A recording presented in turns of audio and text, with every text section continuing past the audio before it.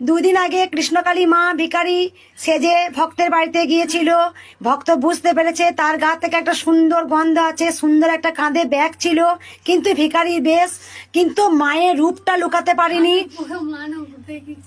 একদম বয়স্ক মানুষ ভক্ত সেজে গিয়েছিল একদম একদম। আর মায়ের রূপটা খুব সুন্দর, সেটাও দেখেছে। আর জল বাতাসাও দিয়েছে, জল বাতাসা খেয়েছে, মা সেবা করে এসছে।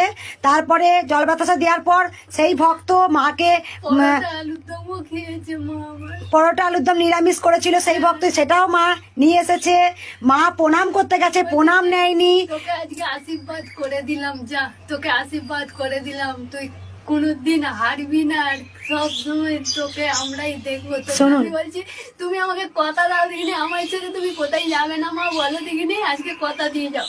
বলছে তোকে কথা দিলাম, তোর কাছ থেকে কোনোদিন যাবো না, কোনোদিন যাবো না। মায়ের কেমন লীলা দেখুন।